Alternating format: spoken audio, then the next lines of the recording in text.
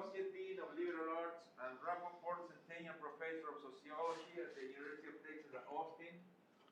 Rob received his PhD in Sociology from Stanford University and then completed postdoctoral fellowship at the Carolina Population Center.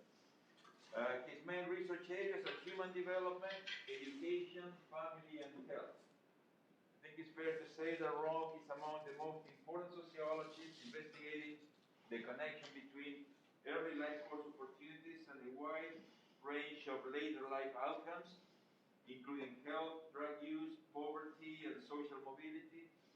He has investigated these issues among several populations, recognizing the growing demographic diversity of the U.S., with a special focus on Latino immigrants and their descendants. His book, The Starting Line, Latino Children's Texas Schools and National Debates on Early Education, documents the promise and difficulties of developing successful early education programs that can overcome the challenges of poverty and disadvantaged family backgrounds. His work has appeared in the most prestigious journals in the field and has received considerable outside sources of funding. So please help me welcome Rob Crosnoe. Hi, everybody. So this probably isn't going to surprise you. This is the first work trip I've taken in 2 years. So it's the first time I've gotten up to speak in front of a group of people. And and actually I'm going from here to another work thing in New Orleans tomorrow. So this will be good practice. But I'm scared of a lot of things. I am terrified of heights. In fact, I've had to stop skiing because it's gotten worse as I've gotten older. And I'm terrified of snakes. I am never, ever been scared about public speaking for some reason. And I think it's funny because when we do stress tests for children in child development labs, how do we stress them out to measure their cortisol? We make them speak in public. Now, why am I saying this? Because it's been 2 years and I'm actually quite nervous. And I don't know why. So be nice to me. Yeah, okay. And I also have never spoken with a mask on. I was just telling Amelia that I teach a MOOC, and it's on a soundstage with producers and all the stuff. It's like Oprah, and so I actually have never experienced teaching with a mask on either. So this really is the first thing for me. Okay, anyway, let's go. So he gave a very good introduction, and I always like to say that I'm a hybrid of a social demographer and a developmental psychologist. Study child and adolescent development, young adult development, with a focus on education and families and immigration. And that breaks down into that general program breaks down into 4 specific strands. The first one is the early childhood education of children from Mexican immigrant families. The second one is about how girls and boys' social and academic lives are intertwined from adolescence into the transition to adulthood. The third one is, that was the third one. The second one is about how parents from different socioeconomic strata manage the educational opportunities of their kids from early childhood up into young adulthood, which is something I know is very popular to do here. And then the fourth one is about social and economic disparities and persistence in the STEM pipeline from high school into college. And across all of these over the years, even though I was trained as a quantitative social scientist, I do this mixed method strategy where I start with statistical analysis of national data to establish the broad population parameters. And then I design my own qualitative studies, including school-based ethnographies, as a way of figuring out what's going on inside of those parameters. So today, what I'm going to talk about is the transition to adulthood in the United States. And I'm going to do a little tweak on that mixed methods strategy. So, as background, this is the cover of New York Times Magazine from about a dozen years ago. And you'll see it says, what is it about 20-somethings? When you open it up, the big headline says, why are 20-somethings taking so long to grow up? And this taps into this growing panic, social panic, about adultolescence, which is the adult belief that today's young people are either unwilling or unable to join us in adulthood, even after the traditional markers of childhood and adolescence have been met, right? And so in this view, young people, meaning 20-somethings, are stuck. And that's bad for them, and it's also bad for us because we need them, we need many of you, to get unstuck, right? Because you're gonna have to take over at some point. Now, 2 or 3 years later, this was the article in The Atlantic, and it's about whether 20-somethings are the lost generation. And this was specifically about the Great Recession, but I think it applies to any major historical crisis, including the pandemic and all of that stuff. And it's this very consistent belief over history that when these crises hit, young adults, the people who've had the misfortune of transitioning to adulthood when it happens, are going to suffer the worst because they are too young to have built a foundation, and they are too old to simply wait it out. And so they really get caught in the middle, and they get a late start on adulthood, and then they have to play catch up over time, right? So again, bad for them. It's also bad for us because we need them, y'all, to take care of us. Okay, so the connection between these two things is the reality that because of all of this massive economic change, young people need more time than their counterparts in the past to establish economic independence and all of the things that go along with that, right? So, and that generational reality is going to be more acute for people who, through accident of birth, encounter it in a particularly fraught historical moment. Right? So this connection between the long-term historical trend and a short-term historical event gives us insight into how young people are doing, the past, and the present, and the future. And it's also a story about inequality, because how this connection goes maps on to the broad systems of stratification that we are all very familiar with, and many of you probably study on your own. So it's not, the question is not, should we be worried about 20-somethings? It's which 20-somethings should we be worried about?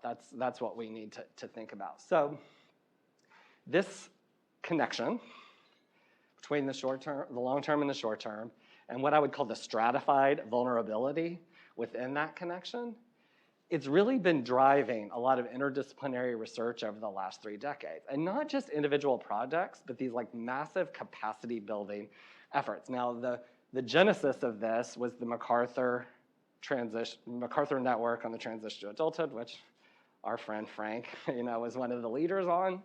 And I was too young, just by a hair, to be involved in that.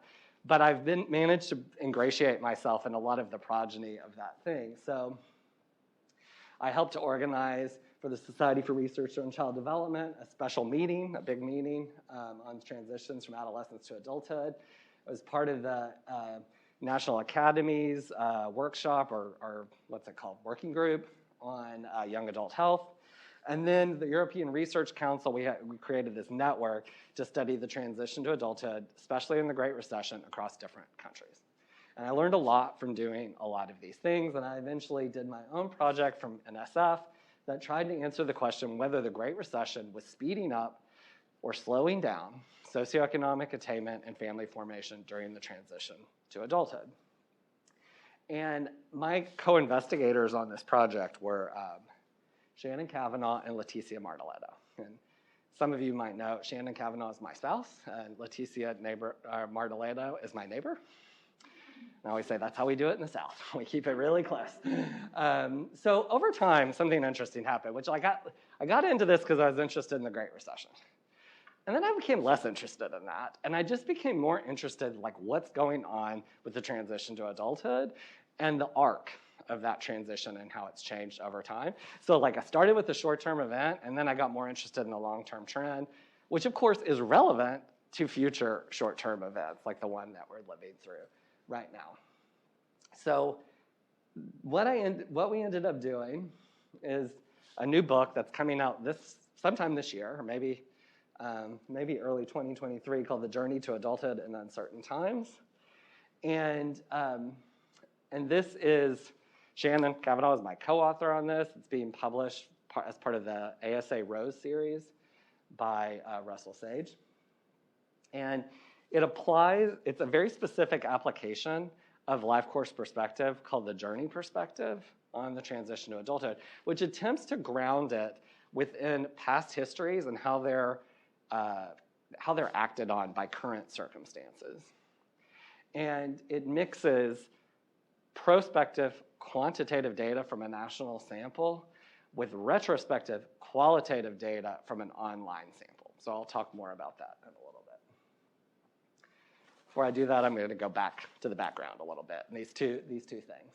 Okay, so transition to adulthood basically is the period, age ranges vary, but it's basically the period by which young people are gradually individuating from parents, acquiring adult roles in ways that are going to really, how bumpy or smooth that goes is going to go a long way towards predicting their trajectories through adulthood.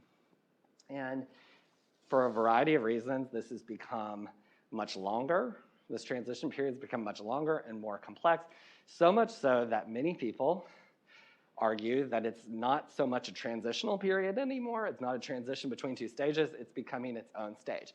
And this is exactly what happened with adolescence at the end of the 19th century. And, you know, adolescence is my, I do a lot of different things, but adolescent development is my main thing, right? And that history is really fascinating. So when it was created, it was a transition between childhood and adulthood, and then it became its own thing called adolescence, which you all went through. And it's from the start, it was very problematized. And so the man who's the psychologist who created the term, coined the term adolescence, he said its defining characteristic was Sturm und Drang, which literally means storm and stress. And that really colors the way that we think about adolescence in the United States. I was telling Emilio, I have 2 teenagers. I would say there's a lot of storm and stress in my house. It's confined to one teenager and not the other one, but whatever. I was that kid too. So is the same thing happening with the transition to adulthood? Maybe, yes, no, it's a little hard to say. I think it's very clear that it's problematized based on what I've said. It's problematized in a very different way, though. Right.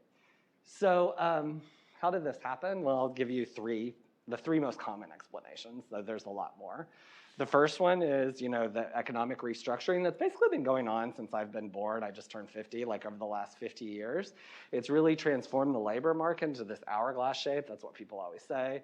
And in that hourglass shape, higher education becomes the primary way to push through the bottleneck between insecure, low-paying jobs at the bottom and more stable and secure jobs at the top. The second thing is the evolution of norms about intensive parenting or concerted cultivation that really have made the parenting career more of a lifelong experience as opposed to a short-term experience.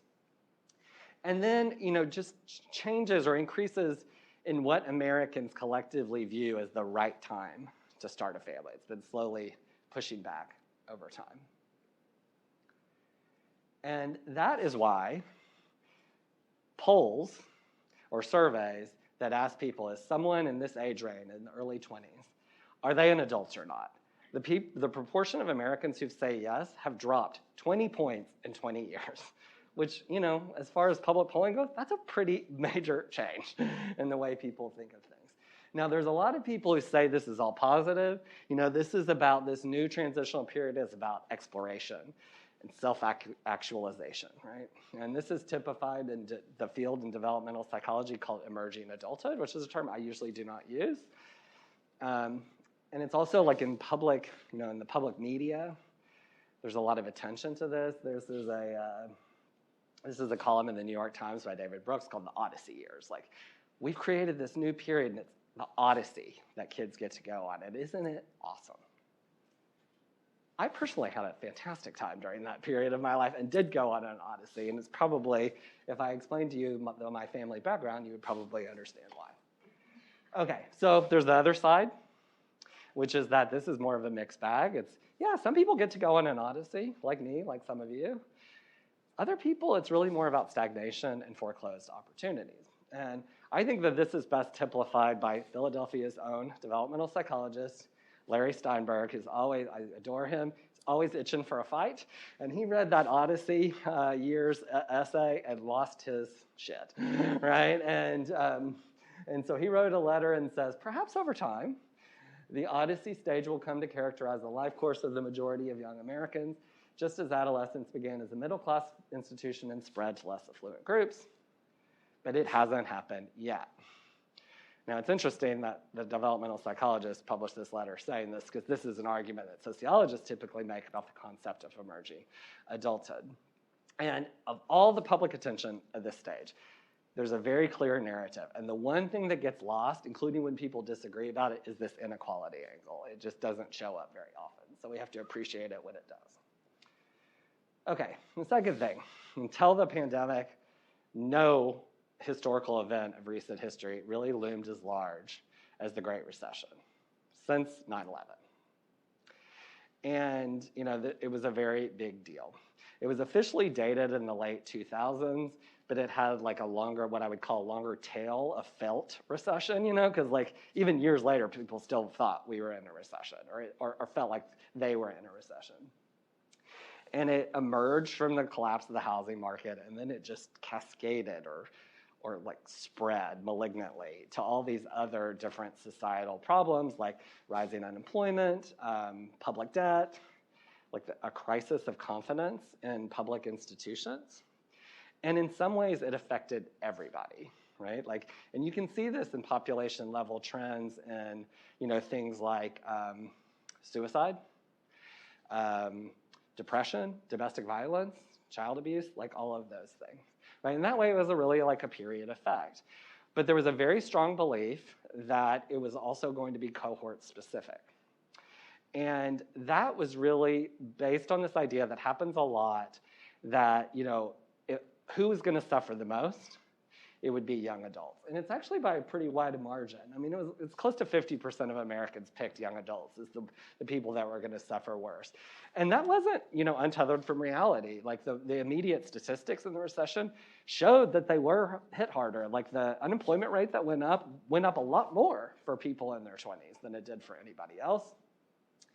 And we can also look back on evidence from studies, past studies, mostly by economists, that show that like there's a long-term, not permanent, but long-term deflating effect on earnings of graduating during the recession, any recession. And this is a perfect example of accident of birth. Like you didn't pick 20-something years before, like, oh, I want to be born now so that I can go graduate during a good time or a bad time, right? And so all of this is going on. Again, you can see the connection between these two things, right? That you have this like changing, like this great change to the transition to adulthood that's happening slowly over a long period of time amidst great social change. And then the Great Recession is like a shock to the system. Like it's a shock that really upends that longer term trend. And so we can ask, well, are we, so we can ask like, well, is the Great Recession something that's recalibrating this long-term trend in ways that like really tighten the link between personal circumstances and these larger social systems? And that's really the question that drove me. And I forgot to show you this quote by an economist, Richard Freeman, about young adults during the Great Recession. These people will be scarred, and they will be called the lost generation. Could you imagine, you're worried about things, and then you read in the paper that you are going to be part of a lost generation? Like, I understand he's being sympathetic here, but man, that's some harsh language. Okay, so I was trying to answer those questions, or we were trying to answer those questions. And I'll talk about the data and methods, but I want to say something very concrete first, which is this. You might be saying, okay, so what exactly is the transition to adulthood? Because this is a study, we have to define it in some way, like an age range. And normally I would think that, that I would tell you, if I was talking to just a group in general, I would say the transition to adulthood now is late teens all the way through the 20s, maybe to the start of the early 30s. And that's what I really wanted to study. But I didn't. I studied 18 to 26. And the reason is because of data, right? Like the data limitations to do what we want to do, which I'll tell you in a second, were too strong. And that's really all that we could do. But in my defense, that happens to be the definition that the National Academies use for the transition to adulthood. So I feel like I have some coverage for doing that. We're mapping onto those two things. Okay, so this journey perspective, I'm a life course scholar. That's the way that I identify. and I was trained by Glenn Elder. But what I wanted to do was apply the general theory of life course theory to the specific stage of the life course. And we gave it a name, which is called the journey perspective.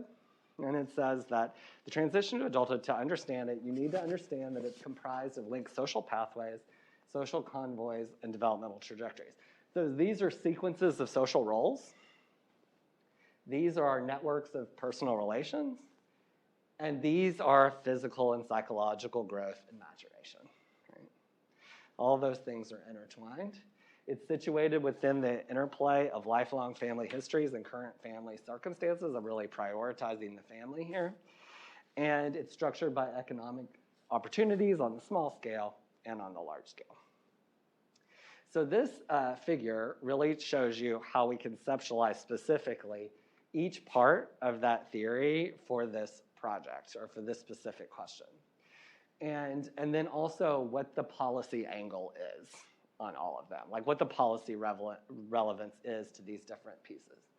And so we're looking at the transition to adulthood in terms of trajectories from 18 to 26, family, socioeconomic attainment, and social psychological development, how they're rooted in family histories going back to birth. And so you'll see I use the term instability, stability to refer to family structure patterns, and security, insecurity, security to refer to exposure to family poverty.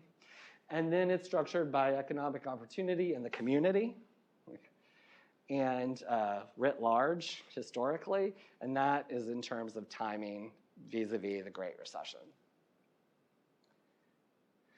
And so here are the basic questions that we wanted to ask. In what ways have young people from the 1990s through today simultaneously entered and exited the basic roles that constitute their pathways of socioeconomic attainment and family formation from the late teens through the 20s, while also developing socially and psychologically? How have the socioeconomic, family, and developmental pathways central to the transition into adulthood during this period flowed out of their family history since birth? And how are long-term trends in the pathways of the transition into adulthood sensitive to the opportunity gap defined by both the historical moment and by geographic location? Now, because this is a life course perspective, I'm also really interested in how what young people are doing and what is happening to them is connected to how they make sense of what they are doing and what is happening. And of course, if you know anything about human development and psychology, you know that those things often contradict each other incredibly well, or incredibly poorly, I guess. Okay, so there's a lot of hypotheses embedded with this, and I'm just gonna talk to you about how we tested these hypotheses. The population data came from the NLSY 79 children and young adult cohort.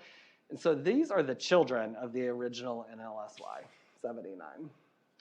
And we had to choose this cohort for a lot of reasons. It's a funny cohort because it's intergenerational, which means it was never sampled as a cohort, like it just accidentally happened because someone sampled a cohort before I was born. Well, I guess not. I guess it was after I was born, when I was in elementary school. But they were born before I was, which means that how you stack up historically is dependent on when your mother had you, right, which can bias the sample. And so we have this very elaborate propensity score weighting scheme indexing maternal age at birth.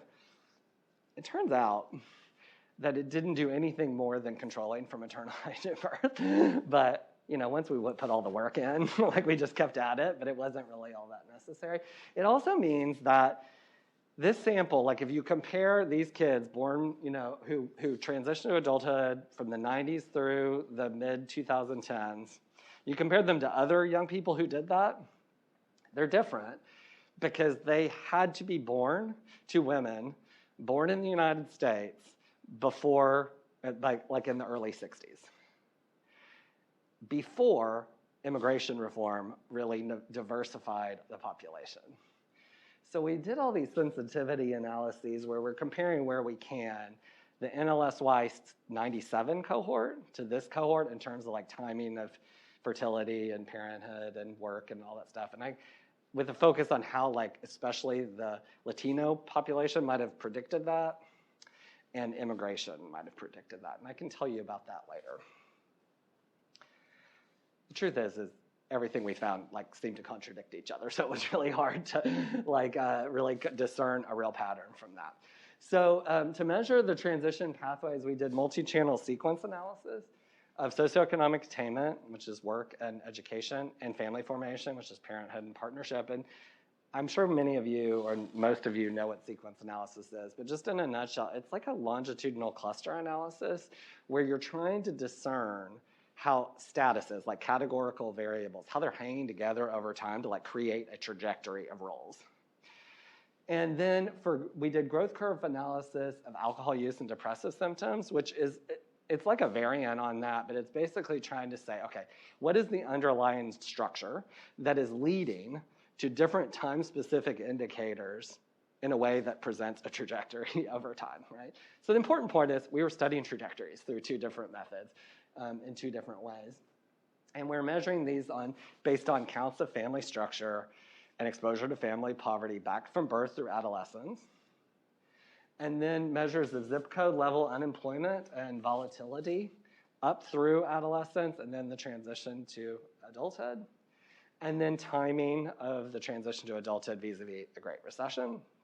And the other thing I want to say about this is like, one thing that we have to be very self-reflective about with life course studies is how we are much more vulnerable, I think.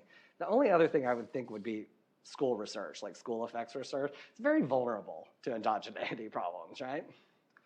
And so what do we do about this? Well, you know, I'm not going to show you this, but we have a whole range of control variables that we were taking account of.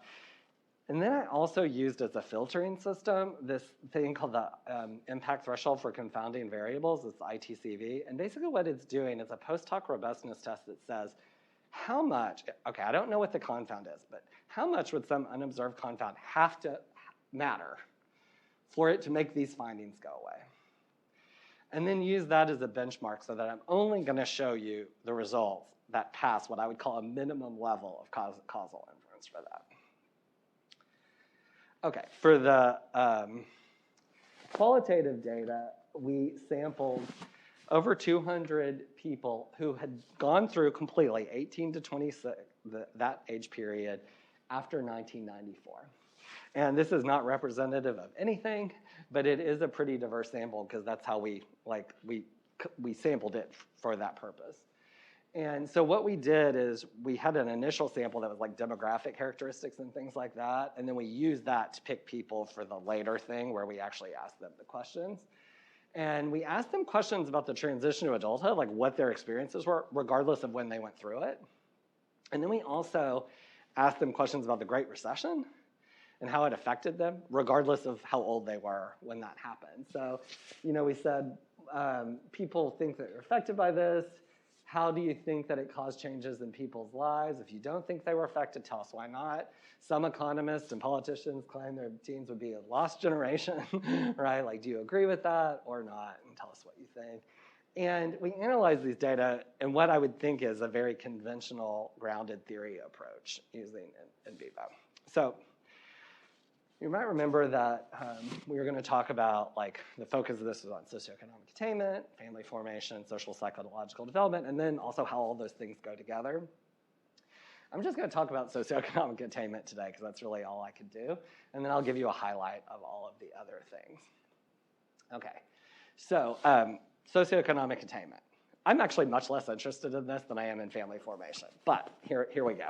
We're going to talk about this because Americans overwhelmingly view this as the primary task of young adulthood, socioeconomic attainment. Like, this is what we want young people to be putting their energies into as a way of setting themselves up for adulthood.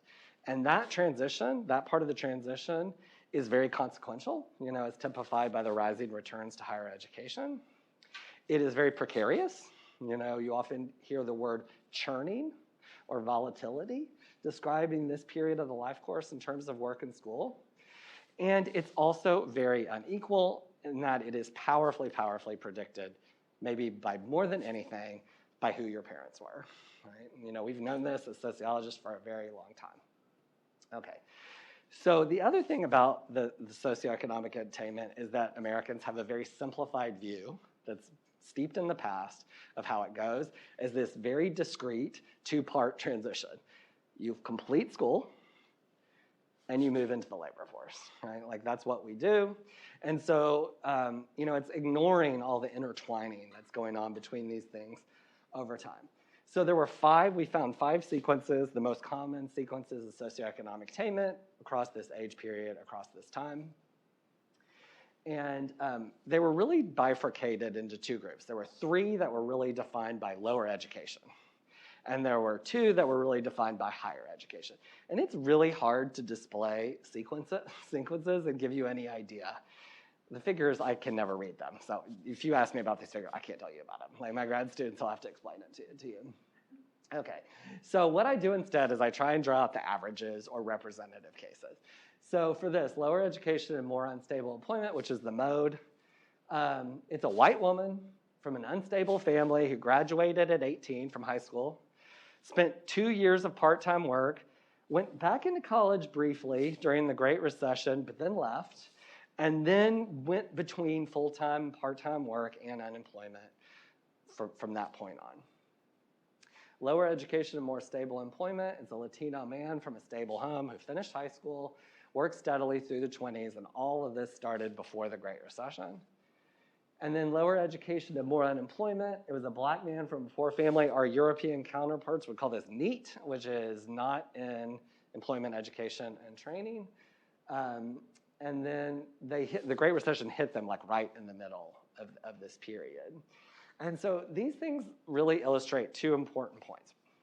One is this idea of flux, and flux means like this bidirectional movement between 2 statuses, and so like going in between school and work over time. Or it can mean going in and out of a specific status, like going in and out of the labor force. The other thing is a term called multifinality, which means starting from the same place and then fanning out into different pathways.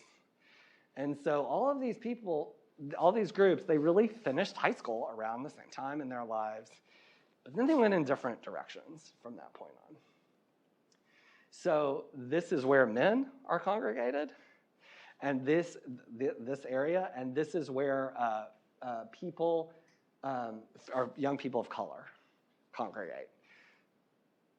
Latinos down here with more stable employment patterns, which reflects what they do in adulthood. Blacks congregating here more with unemployment. And when whites do show up, they typically are in here, which is this like low education, unstable employment, which is like, 2016 presidential election, right? Okay, so the other ones, college to work and extended education, delayed employment. This is still 2-part, really a discrete transition that you're seeing here, just at different times. College to work is what I think of as like the traditional view of the socioeconomic attainment. You go to college, you complete college, you go to work, right? It's only 17%, but that's like, it looms very large. And this is a white man with college-educated parents who received a BA in his early 20s and entered full-time employment, from thereafter.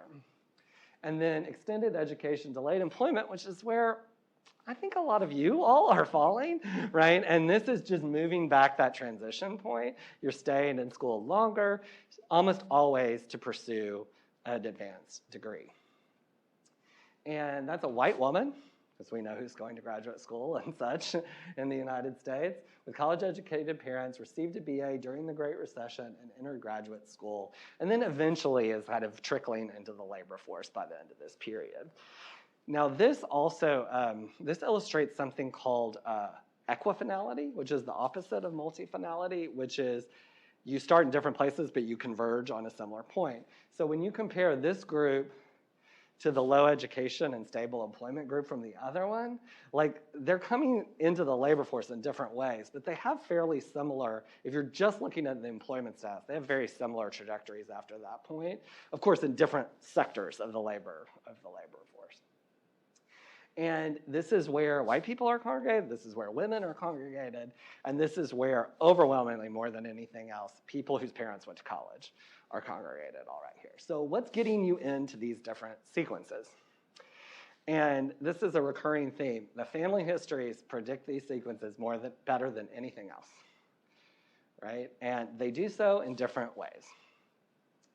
Family instability, which is about structure, is really making a difference between the low education ones and the higher education ones. That's the split there.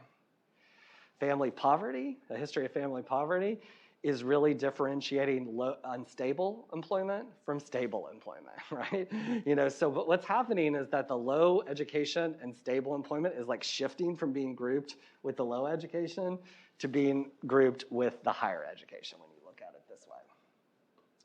Now, historically, you do not see within these cohorts, 1994 to 2016, like that time period, you don't see very clear patterns of overtime change once you're in that period. There is some hint of economic opportunities mattering within that period. And community unemployment rates, like the community context, is associated with these sequences exactly how you would expect. Unemployment and volatility on the community level is lower education and more unstable employment, right? Like that's really what's happening, or unemployment. But the recession timing, this is the one historical pattern that you see. And what it's doing is like making the extremes more common. And it's all about that college to work sequence, like that traditional two-part transition. And so people are basically moving from that, like as you cross into the transition, people move from college to work into either the most precarious one or the least precarious one, right? Like it's exiting the educational system with all that comes with that, or warehousing in the educational system and all that goes with that. Now, these two things, economic opportunity and family histories, go together. And I'd like to say that they go together in a way that I could easily explain, but they don't. And it was very perplexing to us. It's a fairly consistent pattern, but it's a perplexing one, because it seems to suggest that family instability and insecurity become an advantage over time when it comes to socioeconomic attainment. When you look closer at all these things together, I think that there's an alternate explanation. And it's about the connection between your expected family history and your actual family history. And so this is an example. This is a contrast between two sequences, both lower education, stable employment versus unstable employment. And both of these sequences have a commonality, which is that two-parent family structures are very underrepresented in them. It's very uncommon in both of these sequences. So over time, you see a shift from within low-educated people, American, you see a shift from more stable employment to more unstable employment. But that shift is more pronounced for people who grew up with two parents than it is for people in alternate family structures. So what could be going on? Well, you look at all these things together, different models and different combinations of things, and you see something interesting and weird, which is that when you have, when you're comparing or contrasting two sequences in which a family advantage is very low, like underrepresented, that family advantage, when it does show up, appears to be associated with declining fortune. And when you have two sequences, you're comparing them, where a family disadvantage is very underrepresented, having that family disadvantage, where it does show up, is associated with improving, or at very least steady, prospects across the Great Recession.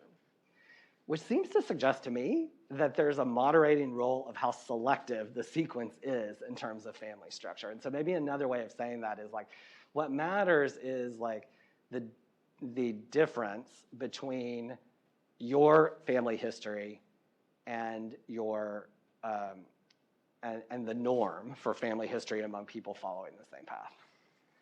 I know that's very confusing, and I might be full of it, but that's what I think is going on. Okay, so we know these patterns are the most common patterns, but what do people think about them, right? And here's some basic takeaways from the qualitative data that I want to share. One is that over time, young people have processed the experience of getting an education and finding a job in remarkably similar ways, regardless of when exactly they had that experience, like when in history. The Great Recession loomed large in young people's lived experience, no matter where they were within the transition when the Great Recession hit.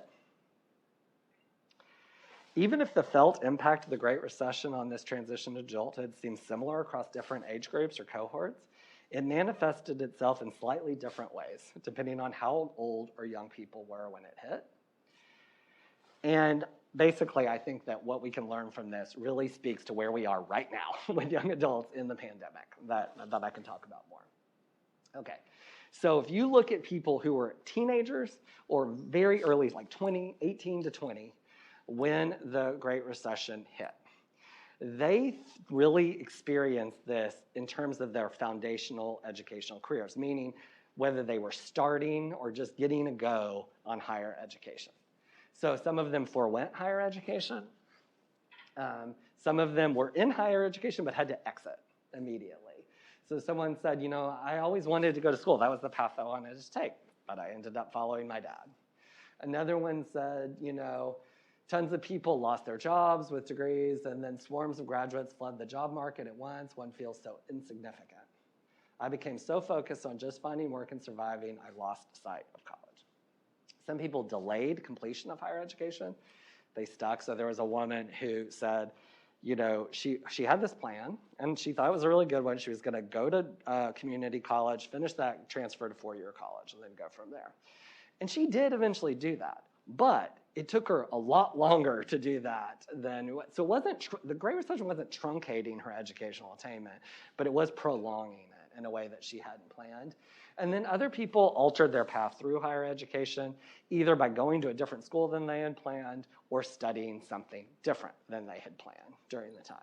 And they attributed this to their anxiety or what happened to them during the Great Recession. Okay, so two commonalities among these groups of people. Well, actually, I'll say something else. Okay. So people who were in their mid-20s when the Great Recession happened, they either went back to school because of the competition, or they didn't go back to school because of the competition. So it was all about whether they went back to school or not during the Great Recession. And it was all about competition. So someone was like, well, I was going to do it, but then everybody was trying to go back, and it was just a lot harder to do. And then another woman was like, well, the only way there were so few jobs, the only way I could be competitive was to have this degree. She ended up thinking she was wrong to do that, but that was her calculation. So the common thread among these two groups is that they all are obsessed with student loans and student debt, right? And that they use that, like their concern about that, to make educational decisions. And so that meant that they either didn't start school or they didn't go back to school because they were concerned about student loans. Now, these two women who both, were saying, like, I was so worried about loans, like, I just didn't want to, like, I just couldn't do anything. Neither of them were materially affected by the Great Recession, and their families weren't either. So this gets at the generalized anxiety, that was going on at the time. The other commonality is that they all really spoke to how they opted for the safest path. But there was a gender difference in what the safest path was. For men, the safest path was leaving education and focusing on work. And for women, it was the exact opposite. Like, it was a very clear gender difference. Okay, say the same thing about work. Trouble getting into the labor market or trouble staying in the labor market. Like, those are the two things going on. It was impossible to find a job. It was disheartening. I'd applied all these jobs and I just couldn't do it. Or I took whatever job I could get because that's what I had to do, right? And it wasn't really leading them anywhere. So this is all about, like, what you see here is like a generalized experience that's differing slightly by cohorts. And that's a true life course phenomenon. And you can't really see it alone in the quantitative data. So as for the other stuff, family building, nobody talks about that, right? Like, it's like we have stopped defining the transition to adulthood in terms of family building. But family building behavior is everywhere during this age range, and it is the norm, not the exception. So it's this interesting disconnect between these two things. There were 6 sequences of partnership and parenthood that were largely around 2 dividing lines: age, earlier, older, or decoupling. So was parenthood and partnership together or apart? And what you see is that white people are really more avoiding parenthood, but not partnership. The opposite for African Americans and Latinos are the ones that are combining the two. And having college-educated parents is really just delaying everything, just pushing everything backwards. It was very much grounded in family history. Again, those were the strongest predictors, and much more than economic opportunity. And it was like, instability was really affecting the decoupling part. And family poverty was really affecting the timing, right? And it was really speeding it up more than anything. And economic opportunities just really didn't matter so much here, or it didn't seem to matter how bluntly they were measured. And the qualitative data basically showed nothing. When you asked about the Great Recession, the transition to adulthood, or the combination, people just never talked about it, even though they were almost all partnered or parented. So it's like the quantitative data is just showing all this activity, like almost like frantic activity if you think about it. And then you ask them about it, and it's just not top of mind. They just don't talk about it. And I mean, granted, we could have had follow-up questions, but I think that's data, right? Like it's saying something. Now, for social psychological functioning, there's an interesting thing with both alcohol use and depression, which is that the developmental trend and the historical trends are contradictory. So alcohol use goes up from 18 to 26 in general. But if you look at overall alcohol use for 18 to 26-year-olds today, it is much lower than it was 30 years ago, right? So one's going up and one's going down. Depression is the exact opposite. Depression tends to decline very slightly during the transition to adulthood, but overall rates of depression in this age group are a lot higher today than they used to be, right? So it's development and history are going in opposite directions. These things are not predicted by family histories really at all. And this is where you see the clearest effect of the Great Recession, which is that people who were in that 18, 19, 20 when the Great Recession happened, they're outliers in these secular trends. So overall, alcohol use is going down. Historically, there's this slight bump up within this cohort, and then the opposite for depression. So that's really where you're seeing these effects and not all of these other things that are going on. And when we talk to people about this, we just saw some general things about that really show where young adults' hearts and minds were during this period in a way that I think is very illustrative for the pandemic too, which is that they were often very positive, right? It was all about silver linings, lessons learned, resilience, turning points, that kind of stuff. So they were like, I've really grown. That was really a valuable experience. I was affected, and it was definitely for the better, right? Or something more specific like, well, now I know how to handle money. That's a great thing that happened to me during this time. And there's just like this overwhelming grit narrative. I say in Philadelphia, home of grit, right? I learned to be tough. I'm a better, stronger person because of this experience. Now, other people were less positive, and there's just a lot of cynicism. And cynicism just about generalized others. So just saying, I know no one will help anyone other than the rich, and it's important to try and save as much as possible because eventually the system will collapse. And I was telling Elena today when I was talking to her, we were talking about the blizzard that happened in Texas, and I've been through many natural disasters in my life. Texas, California, North Carolina. All the natural disasters you can get. That blizzard was the worst thing I've ever experienced because it's the only time in my life I sat there and was like, no one is going to help us, right? No one is coming to save us. And I've never thought that way before, and this is what they think. They understood no one is going to come to save them when things go bad. Or it's about specific institutions. So one's about Social Security. It's not going to be around. I save every penny I can. I do not trust banks, right?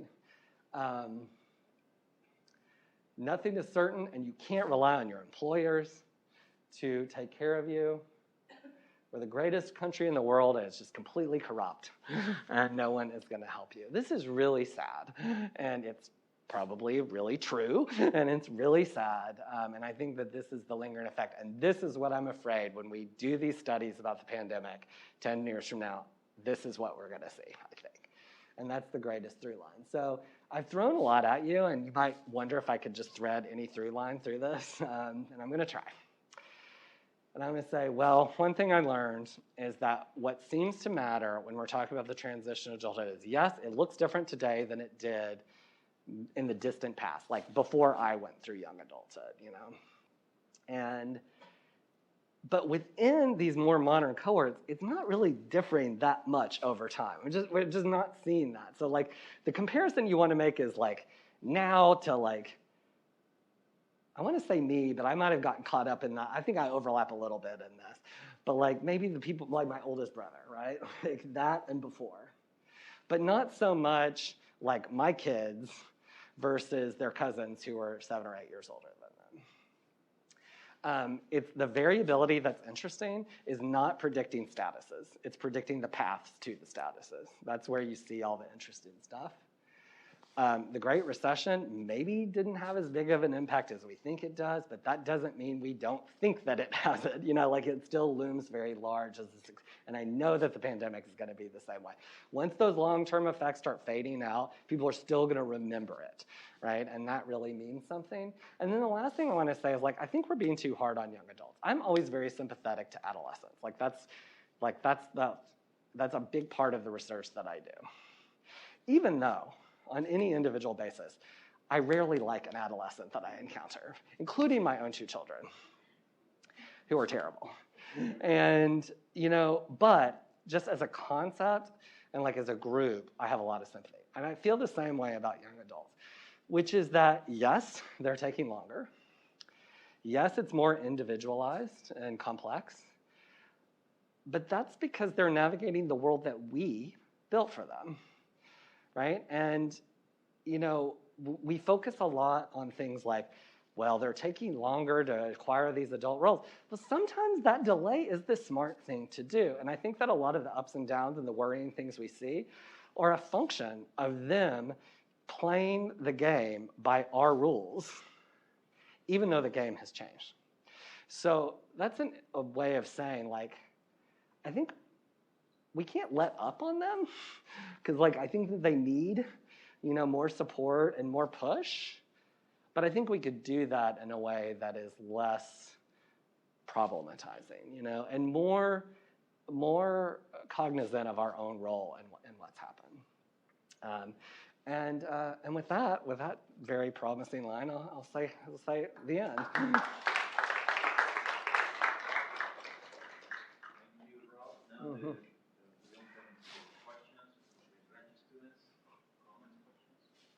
Yeah. Thank you for your talk. I have a question. You guys kind of gave us some snapshot of it, but did you look at the exam, like the so-called success sequence, and its prevalence as well as its possible association with socioeconomic attainment? The exam sequence? Sorry, the success sequence. I don't know what that is. The claim that if you graduate from high school, go to college, get a job, then get married, and have kids.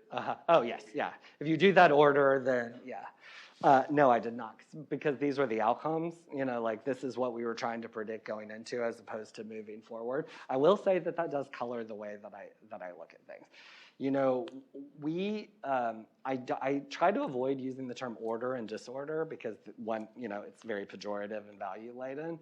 But what it's getting at is something very similar to what you're saying, which is the sequence in which we do things. Now, if you look at college and jobs and like going back and forth to them, I mean, it does seem clear over time that, you know, finishing college and then going into the labor market is probably, you have more upward socioeconomic trajectories over time. I think that's probably more just who's going back and forth versus who's, you know, a lot of that. Now, the decoupling part between parenthood and partnership, I mean, I think that the evidence is pretty clear that does throw up difficulties to social mobility. There's, of course, a question of whether that decoupling is happening because people expect, you know, like that there's no other way of having social mobility and so they're going to do this, or if it's actually effect of it. But we didn't study that exactly. But I will say, I'll be very honest and say that those assumptions really do filter the way that we set up the data and the way we interpret the results. Yeah. One of the things that people talk about comparing the transition to adulthood in the past and today is that in the past it was this sequence of things and you were just becoming independent and you could end up better or worse, but the distance between being ended up better or ended up worse was not as big, or the impression that you have today is that if you end up in the wrong journey or in the other one, the distance between the two journeys is much greater. Do you see any of that? Yeah, let me qualify that by saying what I see is that the difference between the extremes seems greater to me. But the middle is a lot more muddled, right? Like there's a lot more combinations of ways to do things, especially in the United States. And so like when you compare across countries and you just do, like when you compare how these different statuses, they're always called like the big five status. The fifth one is moving out of your parents' home. When you compare how those go together, there seems to be, in the United States, more like, this is another pejorative term. Y'all need to help me come up with some new terms to use this, but like a little bit more chaotic, in the United States than it has been in other countries. And that is where that is where the action is like, it's harder to differentiate among those groups but the extremes are growing on the other side, right? It's just the people in the extremes, there seem to be fewer people in those extremes, if that makes sense. Right? Like if you're doing none of these things, you're doing you know what I mean. Like, that is where the contrast is. And in the middle, it's just getting a little bit more muddled. Yeah? What strikes me is that your outcomes have really changed. Employment is so different than it used to be. I know. It's so much more choppy and churny and partnership. There's all these different ways that you can be in partnership. You noted that there was a very low percentage who actually married and doing that thing, like 9% or something. But like all of those, your outcomes, to me, that they really are so different. Yeah, I mean, first of all, the sequence itself is data, right? Like even before you start analyzing who goes where in it, it's capturing something in the moment.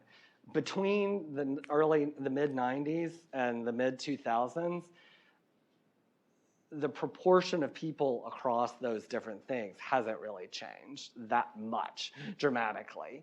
But obviously the fact that those are the most common things, and they're fairly evenly spread, they're proportionally spread, that is different than compared to the old. So that's where you're capturing the change. I'd also say, like, how I mentioned, like comparing the two NLSYs, one of the things that we looked at is just, we left out the sequences and just did like event history analysis about like predicting timing to family formation and stuff. Now that has changed, right? It's like when you separate all of these things out, you see, things are getting faster or slower, depending on what you do, even during that 1994 to 2016 period. When you put them all together and say, what are the common ways that these go together over time, then you're seeing less internal differences by cohort in that.